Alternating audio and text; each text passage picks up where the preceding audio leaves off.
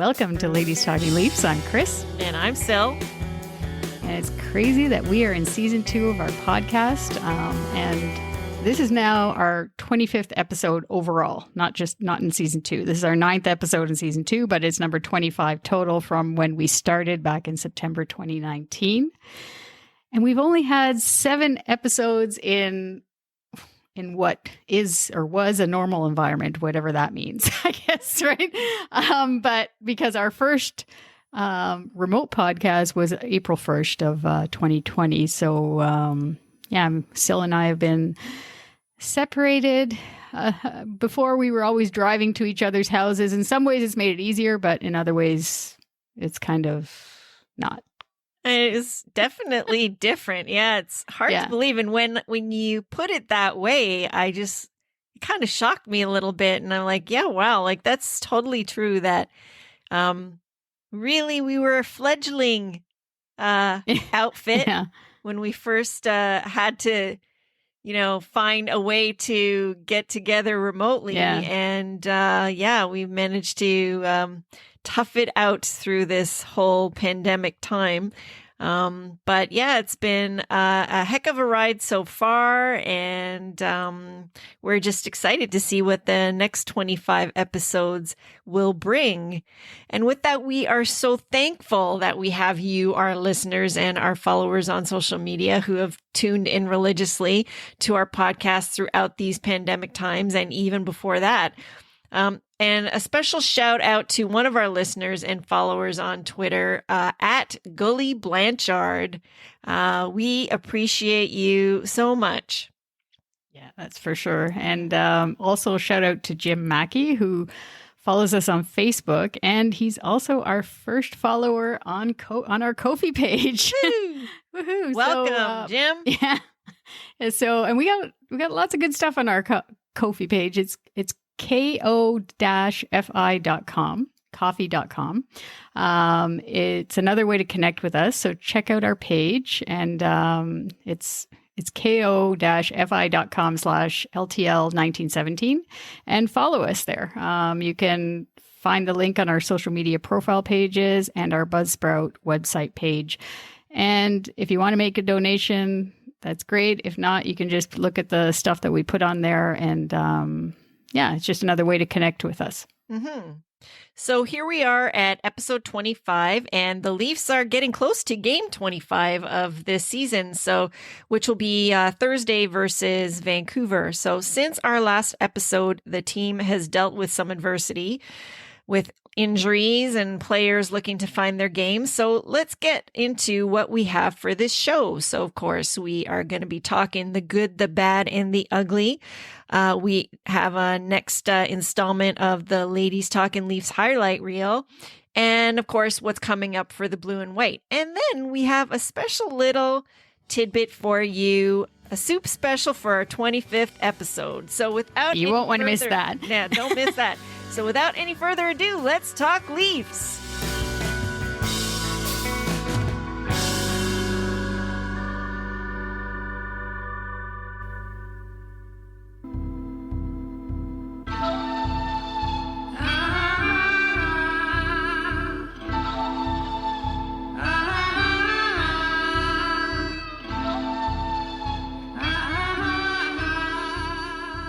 All right, so the good, the bad, and the ugly. Let's go with that. So the good, I'll go first. Mm-hmm. The good is the overall team record. So I know we talk about this maybe more, or we're thinking of this more as singling out players, but to me, I don't know. It was after that first game versus Calgary. It was funny, where we lost 3-0, mm-hmm. I think it was. Yes. And we went 0 for 7 on the power play. And I was just so pissed off after that game. And I was like, okay, wait a minute, Christine, calm down. Because this team is at that point, I guess, right now they're 16-4-2 they have 34 points, tops in the North Division and the league. And they were tops in the North Division and the league back then as well. And I'm thinking, why am I getting so pissed off with this or anything like it? And I'm like, is it the injuries? Maybe I'm thinking to myself, what is making me so pissed off about that game? And And then I started getting, again, we were taking up all the stats in the like Sportsnet stats and NHL PR stats. Like through our first 21 games of the season, we have 32 points, which ranks second in franchise history. We got 33 points in 21 games in 1934-35. So that's one stat. Then another stat under Sheldon Keefe, we're now 42, 19, and 8, which is fourth best in the NHL since November 21st, 2019. So I mean, you can't complain right now, given obviously too, it's the pandemic. And, and I was like, okay, I just need to, take a chill pill and just be happy with the way it is right now. Yeah. No, I know it's hard because I think for Leafs Nation, I think our default is always to criticize, to find fault. And we've never been like none of us pretty much that are alive right now have ever been in this position where our team is tops, like ever. So maybe part of it is we just don't know how to be with that because it's just never happened. Also, I think part of it is the format this year because it's division only.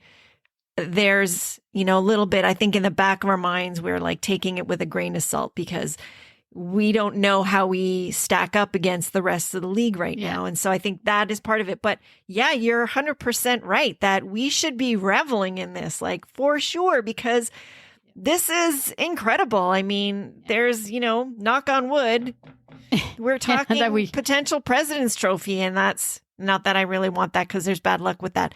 But it's something that, we the other in our lifetime have not really seen. Yeah. And the other, I guess I was looking today and there's Tampa, Florida, Washington. They all have games. They're right behind us and they all have games in hand on us. So, I mean, the first in the league, like you said, we don't really want that because it doesn't bring doesn't bring too much luck to the team that gets that. So, but tops in the North Division, hey, we'll take that. And we've only had the 4 losses. So anyways. I mean, so that was my good. Yeah, like 100%. And I think that we should be celebrating that more. I mean, I there's a lot of analysts that, do like, I think the Leafs Nation used to be, made fun of a lot because, we're always booking the parade and da-da-da-da-da. But like, we are all very much realists now and to the point where we're a little bit to the negative.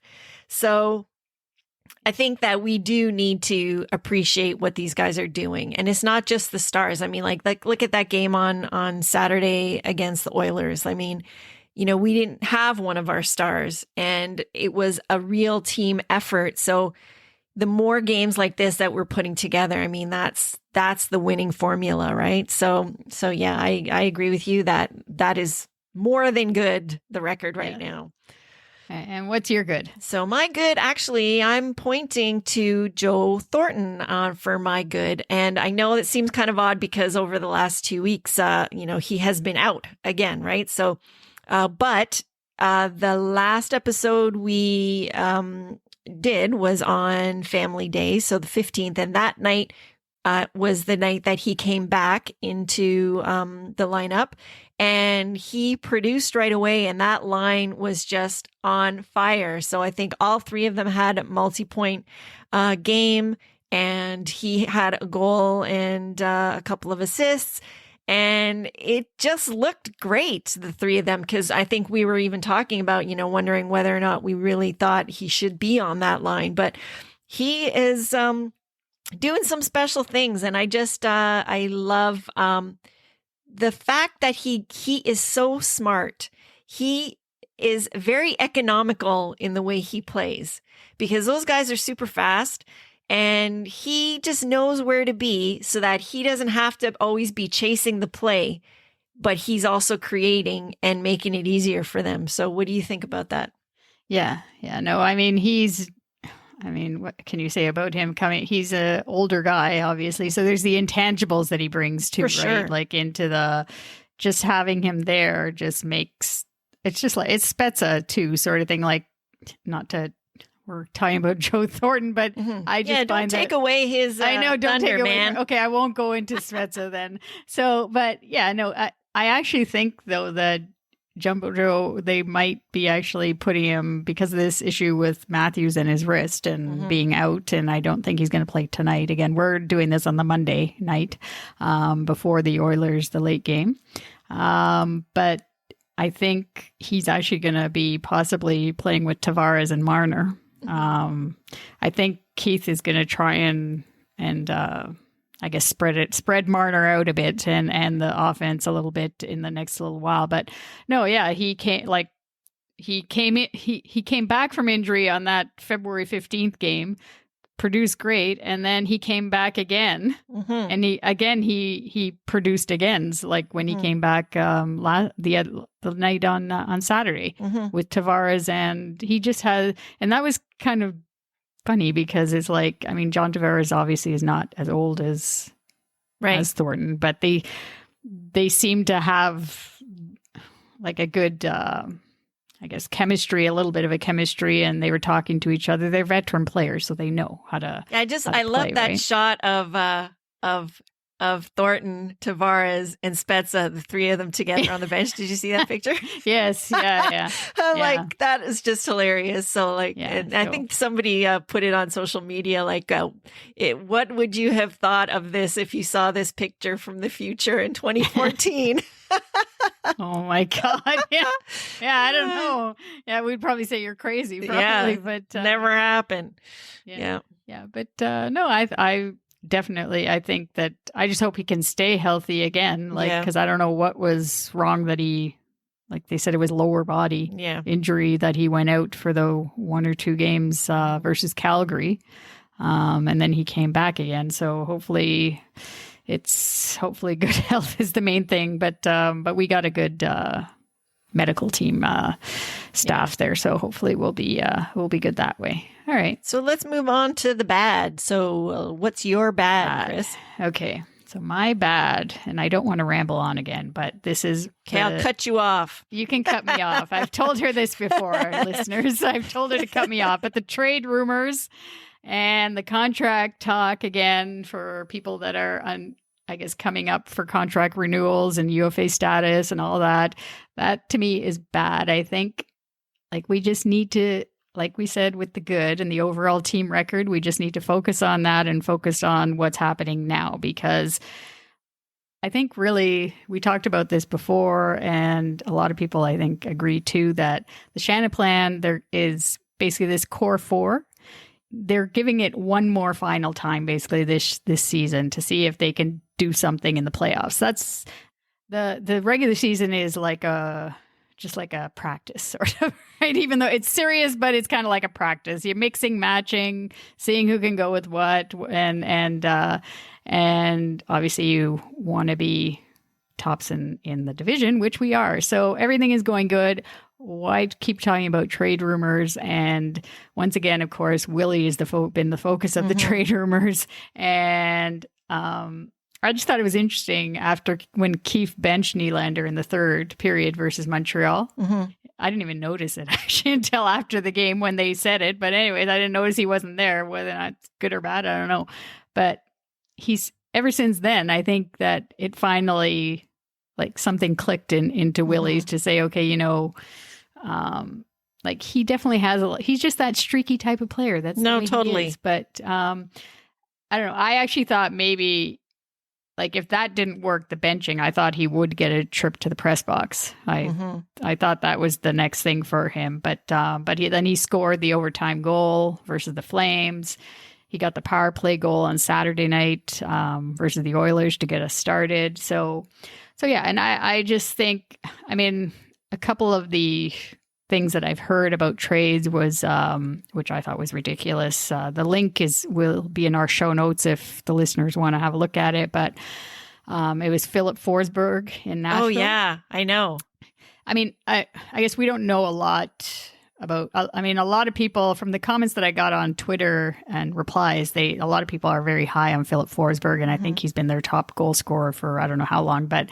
They were saying the trade rumor was for us to get Philip Forsberg, who's 26 years old, and he has 1 year left, I think, on his contract after this season. But basically for Willie, Travis Dermott, and I forgot the third player. But I thought to myself, do you really think Philip Forsberg is that much better than Willie? Like, I don't see that. No, I think Willie just has to get his head on straight and play the way he can play, and he's fine. But I would not do that deal. No, not in the other part that I heard recently was or other player was Ricard Raquel, who's in Anaheim, which I know he's a Leaf killer. From True, like he always scores again. I always remember that name, even though we don't watch Anaheim that much. But when they play the Leafs, he seems to show up, and so he is a good player. He actually does have a decent contract. He's like getting paid $3.7 million, and he has a year left after this year. So, but they didn't really. They just said that he's kind of like on the radar. That inquiring has happened, but I just don't think that we should be talking about those things when the team is going like well right now. Like and especially with the injuries that we haven't had a full team either. Right. Totally. So, yeah. And one player I think that we need to just mention is Alex, who we did get in a trade, which is kind of weird, is this Alex Galchenyuk. So this is his 7th NHL team, if you can believe it. And he was in the same draft class as Morgan Riley, which in 2012 he was picked 3rd and Riley was picked 5th, which I thought was kind of interesting. But I mean, most of Leafs Nation, from what I read, like most of us, we didn't think, where was this guy going to fit in? And we still can't figure it out. They're really handling him with a bit of kid gloves, because like they've sent him to the Marlies now to try and find his game, and for him to it's kind of like they are handling him like this is his final opportunity if he's going to make it in the NHL again. Yeah. Otherwise, he'll probably go back to the KHL, I guess, or give it a try there. But I think that they're really working to try to get his development back on track, because he seems to have lost his confidence or lost his way somehow, right? But I just think when it comes to trades and that, like, there's just so much, like with this pandemic and the salary cap and then the Seattle expansion, and then don't get me on the goaltending situation right now, because once again, like, I mean, I love Jack Campbell, but like he's played great for us when he's been in there, but it's 8 games now, and I know that he's played fantastic, let's say in all 8 games, I think. But Freddie is our number one. So I don't know, these people that just think that all of a sudden Jack Campbell is going to be our number one goalie just because of the whole contract. Like, look who has won the majority of games this season for us, right? Like in combination with the team, it's been Freddie. It's not been Jack Campbell, right? And that's not his fault. But I don't know. I just don't. I guess I'm a little bit worried too with Freddie's demeanor. We've talked about this before, and the way whether or not having a backup that's going to push him is really a good thing for him. And yeah, so again, we love Freddie. We're Freddie promoters, but I just, because then there was the talk about his contract, and it's like, oh, well, we can just forget about Frederik Andersen, like he can go off into the sunset, and Jack Campbell is going to be our number one. Yeah, sure. After he's played 8 games. Yeah. Well, right. Let's not get into that part too much, because we could go on and on and on about it. But yeah, like the whole point is that, back to what we were talking about before, is that those are things that I think that Leafs Nation is so used to talking about those things because we're always trying to find solutions. But people just don't get that it's not really that necessary right now to be searching and looking. What you should be looking at is the team on the ice and enjoying what you've got there. Like, we should be enjoying the fact that Freddie is our go-to, and we have a great backup for the first time in decades. We just need both of them to be healthy. That's all. Exactly. And this is exactly what you want. Yeah. So, I think that it's it's unnecessary to be spending so much time on that kind of stuff. But you know, that's all anybody's had to talk about for the last, you know, 5+ years, right? So we're used to it. That's kind of our I guess our what we do. What we do. Leafs Nation does, And just a quick note, trade deadline day is April the 12th for our listeners. So got a little over a month. I don't think or so. I don't think anything's going to happen, though, because of the whole quarantine situation as well. Well, I mean, if we were to do something, Dubas generally doesn't like to wait till the last minute anyways. Yeah. And given the whole quarantine issue, likely he would try to pull I would say that if he was going to do something, it would be a month from now, like the beginning of April. And that would give like 14 days or whatever to get that person in the lineup if they were going to trade outside of the division kind of thing, right? Yeah. Yeah. All right. And so what's your bad? So my bad is it's a little bit of a conceptual thing, philosophical thing. I don't know what you want to call it, but my pet peeve right now is with the whole concept of the stay ready squad or the taxi squad. I'm just finding that, you know, one of the things that was really, really a benefit to our organization is when the Marlies, basically we have the Marlies down the road at Ricoh Coliseum, and Sheldon Keefe at the time when he was the coach, he had them working on the same things and all of the you know, game prep, all of that stuff. They was pretty much preparing that AHL team just like the big club was, so that it would be seamless when they would come up from there. What I'm finding is with the taxi squad situation, which I guess, you know, it's necessary with the whole COVID thing. I get it, but I do find it's a detriment to those players that are kind of stuck in that limbo because they're kind of up and down, up and down. They can't get any flow. They're not in for multiple games at a time generally. And I don't think that a lot of the time they seem to be able to develop their game, and that's where some of that stuff seems to be lacking, and we're seeing mistakes and inconsistent play and stuff like that. So I do find that this system, hopefully it's only going to be for this year, and that this hopefully pandemic does not stretch out even longer, because I find it's not great for the players that are kind of on that.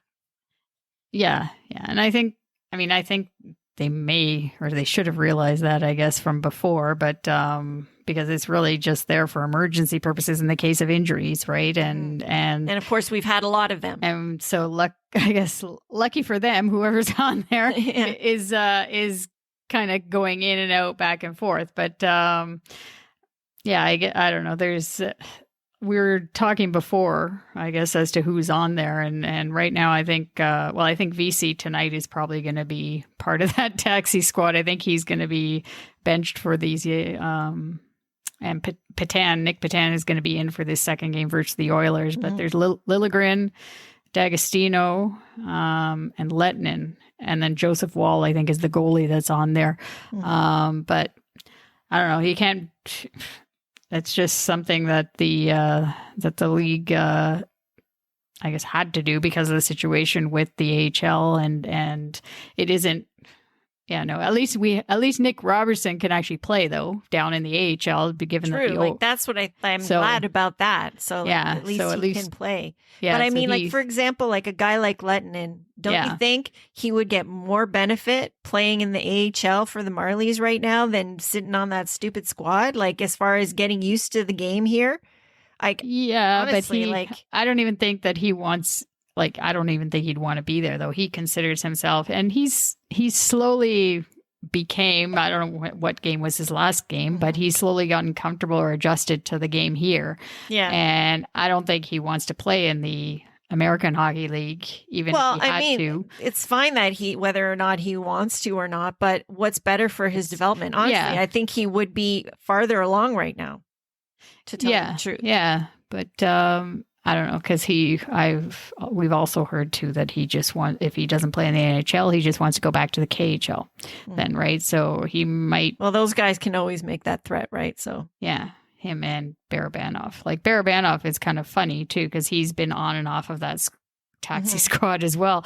But it's kind of weird with him because he seems to play better in the top 6 position, like even onto the third line, I guess. Rather than with the limited ice time being on the fourth line, you don't really notice anything, but he's played pretty well.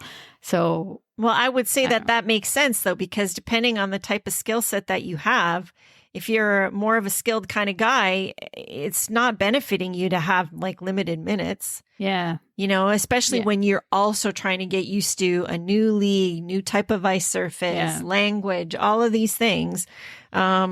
It's not, you're not going to get the most out of him there. So it's smart that they've actually moved him up a little bit, because that's where he's going to probably start to get more comfortable.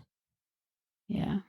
Well, we'll see. I mean, at least like we said, we do need it in case of injury, and we have been using it. So those players, I guess that like Sheldon Keefe and the staff are obviously they practice with the team and they stay with the team, but then it's just they don't end up having that game action, right? Exactly. Yeah. All right, so what's looking ugly, Chris? So the ugly it was the very first opportunity we had to watch the Senators that game, giving up 4 goals in the third period. It was a nightmare that the Leafs Nation has gone through so many times, unfortunately, but so many bad memories with the 4-goal lead. But yeah, that game on February 16 was just a disaster. And can't argue with that. I was just, we talked about it though, even before, because we said that series should be a 3-game sweep, which it should be all the time. But the Senators, when they play us, that's their Stanley Cup.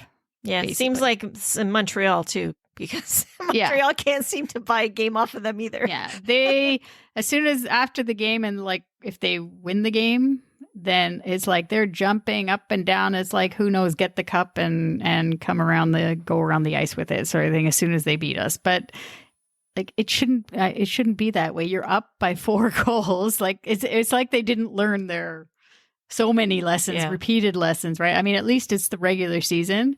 So whatever you learn from it again, I guess. But yeah, that was my ugly. Yeah. Yeah. And what's your ugly? My ugly is, well, we've mentioned it a little bit here and there, but again, is the injuries that we just can't seem to catch a break. And it's causing issues like in games like that, you know, that it kind of reared its ugly head in that Senators game, quite significantly. And you just can't get any flow when you got people in and out of the lineup all the time. So, yeah. Although I do have to say, like, it's better with Austin Matthews with his wrist and whatever. Well, yeah, we're okay. We seem to do okay when he's not in the lineup somehow. So but with him, and I think with Freddie, I think it's the groin. But I think that I think the more time we can give them, and if we're playing okay and everything's good, then let them do what they need to do to get back to 100%. Basically. Absolutely. Like we want them healthy and strong come April, May. Yeah. So that's the main thing. So yeah. All right. So last episode we didn't have anything in the ugly, but now it came back. But there's also quite a few highlights. So let's roll the Ladies Talking Leafs highlight reel. So in the third spot, we have Alex Kerfoot, giving him a little bit of love.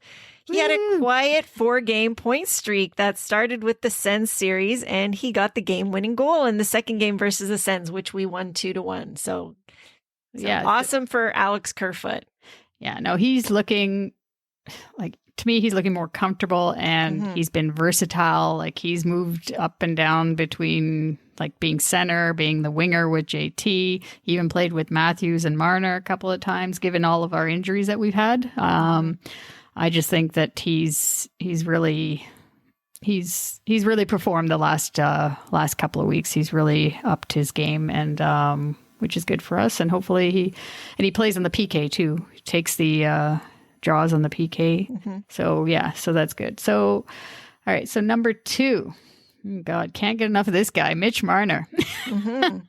Wow, what a difference. One half of the dynamic duo. Maybe not getting as much hype as Austin, but lately, now that Austin's been out, I guess that like it's we definitely don't take him for granted anyways, me and Sil. No. 32 points, good for third spot in the league as of Monday.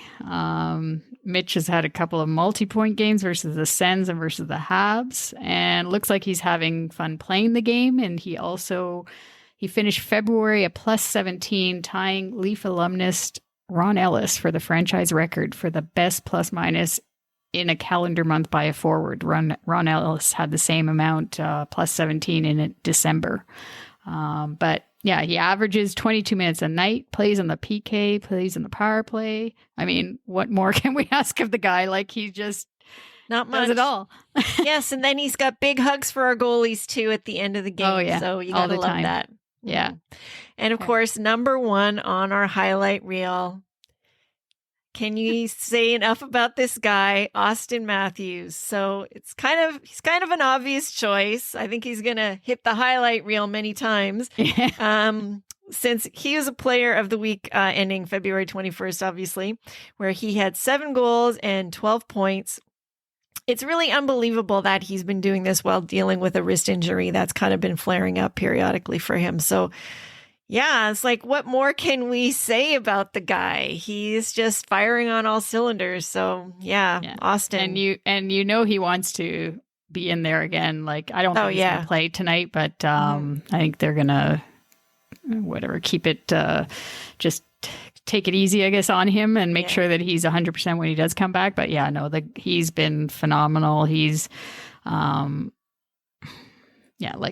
the only thing he's going to probably have to get used to, I think, is what we were saying before. He may end up having Mitch Marner be on another line with JT when he does come back. I think they're going to try and spread out that offense a little bit. So, Well, he'll be all right. He'll be all right. Well, they're both drivers of the line. And then it's not to say that they'll never be back together again, right? Like, no. It's, I mean, if it doesn't work, then they're going back together, and I'm sure the chemistry will happen again. We're still getting if we still get the power plays, they're playing together on that anyway. So it's, And it's so all about make their magic there. Yeah. And in the end, they both know too, it's all about the team and winning. Yeah. That's the one thing I was going to say, is that I was like super happy to hear that at the end of that game on Saturday, he was like so happy and in the dressing room and just like really stoked for the guys. So yeah, he's definitely a team guy. They all are. And again, we're loving the production and just I don't know. It's a clinic every night when you watch those guys. So you gotta love it. Yeah. And so obviously, hopefully he won't be out for too much longer. And like you said, he probably won't be playing tonight, but maybe he'll get in the lineup sometime this week during this trip out west, because it's going to be busy with 5 games in 8 nights. So let's get into what's coming up for the Blue and White. Yeah. So like we said earlier, we're recording this on the Monday night. So we still got the 2 games left in the 3-game series versus the Oilers. Then we got, I guess, a back-to-back. It's the Oilers on Wednesday, and then Thursday we play the Canucks. And we have like a 2-game series with the Canucks Thursday and Saturday. And then back home the following week for a 3-game set versus the Jets, which we haven't seen the Winnipeg Jets in quite some time. And that one I'm actually very interested in seeing how we do there. And then we got 1 game versus the Sens in Ottawa on March 14 before we get a little bit of a break. We have 4 days after that off. But Sheldon Keefe, I'm sure, will use it for practice and giving the guys a break. But yeah, I don't know. I'm thinking Freddie should be ready for one of the games in Vancouver. Hopefully, cross our fingers. As well as Austin. Austin might play on Wednesday, I'm thinking, but I don't know. I guess the Oilers, I don't know. I'm looking out tonight. Hopefully, everybody's saying how McDavid is going to be like a monster tonight, certainly because he didn't get any points the other night. Pretty frustrated on Saturday, so we'll see if Bogosian could handle him like he did the other night. Like, I don't know, they were fantastic against him, and just really, given his speed, they really managed to find smart ways to get him off his game and get in his way. So I think that's obviously great scouting too on the coaching staff's part as well. I loved it when Hyman made the big move on him too at the end and scored the goal when he dipsy doodled around McDavid. That was fabulous. Zach Hyman, the next Connor McDavid. Woohoo. I don't know. He's sitting on his ass afterwards, but after he scored the goal, but it was still good. Yeah. Anyhow, So it's going to be, I'm sure the Oilers, they're now 6 points behind us. So they're going to want to close that gap again. But yeah, definitely. We'll see what happens. And then the Canucks are in a bit of turmoil out there. Actually, it's kind of funny because we're going to be going there. Mind you, there's no fans. So it's not quite as dramatic, I guess, right? Because they somehow think it's a rivalry, the Canucks Leafs games, the Canucks fans. It's not, but whatever. Whatever. They're on a 2-game losing streak right now. And so everybody plays better when they play the Leafs. Like we all know that. But you can't take a night off against any team, really, right? Yeah. And technically the Canucks should be better than what they are. I don't know what the hell we don't pay attention that much to the other teams. But I think they're having issues from their trades with their goalie. Obviously, they're seeing Jacob Markstrom playing in Calgary. They're obviously realizing that he was maybe a little bit more important to keep him, possibly. And they also traded Chris Tanev, which they're saying, I guess, is with Quinn. Is it Quinn Hughes? Yes. I think it's Quinn, right? Yeah. Yep. So with, they used to be a tandem anyways, but those changes apparently have made Canucks Nation, if that's what it's called. I don't know.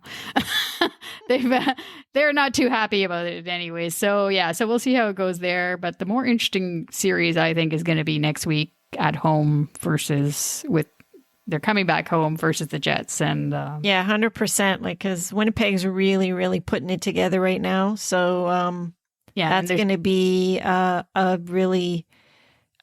good gauge for us, I think, because I think they are going to be trying to fight for that top spot. Yeah, and we haven't seen Pierre-Luc Dubois too, right? So that's going to be something. I think he's been playing. There's just bad memories of him. That's true. Yes, I didn't think of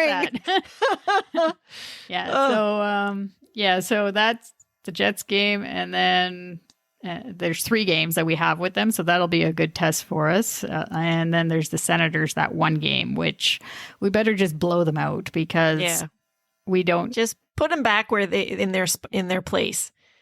Yeah, exactly. So, are you looking forward to anyone in particular of those series? No, I agree with you. Yeah. Like I was going to say, Winnipeg is the one to watch for me, especially because it's been a little while since we played them, and there's been changes on their front, like you said, and they are looking pretty sharp right now. So, I think that's definitely a good gauge for us.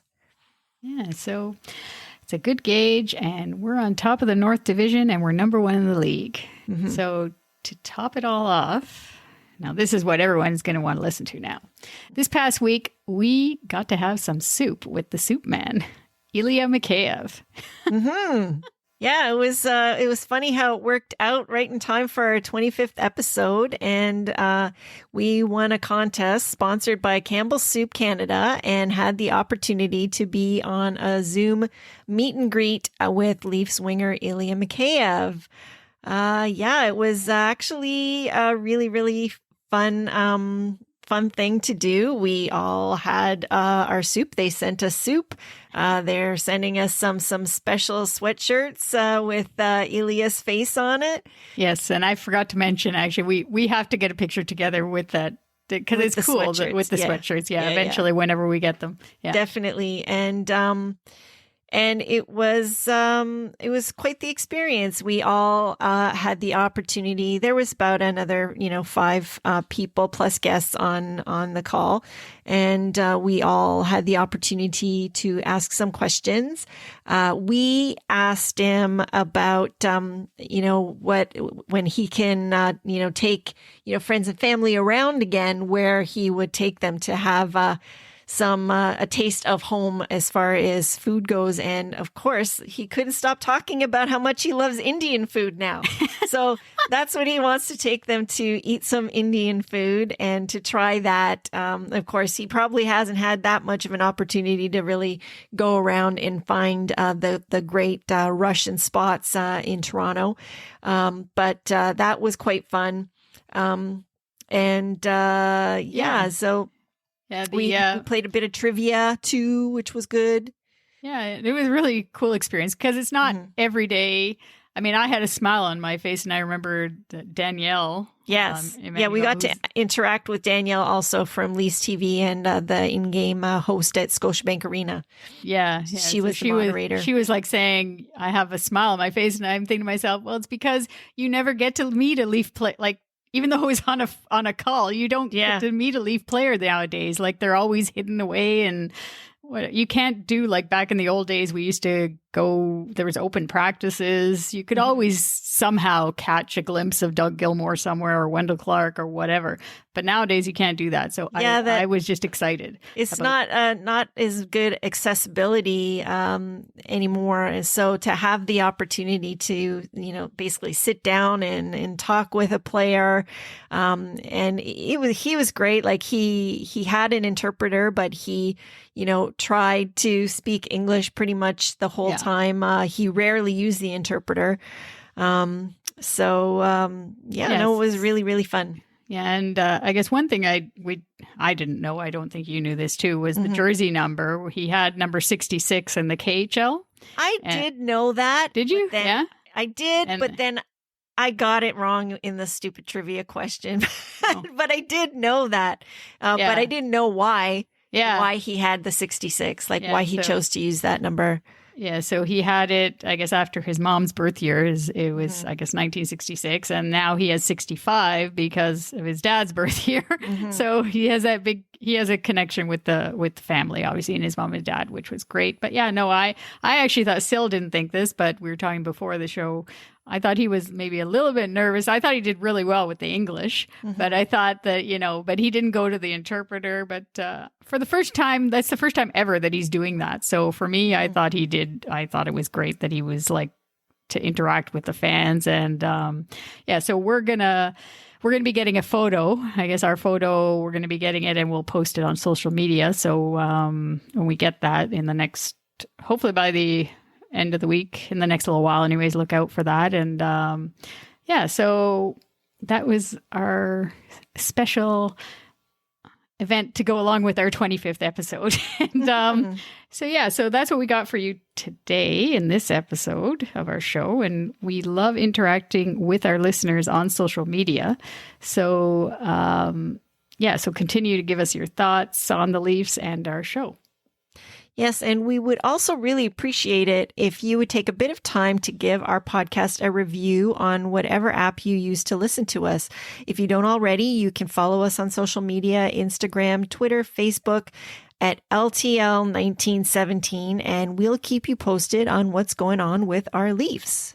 And you can also email us at ladiestalkinleafs@gmail.com to give us any feedback or ideas for future shows. As always, thank you to our healthcare workers for everything that they do. Everybody stay safe and well, and we'll talk to you again soon. Go Leafs, go.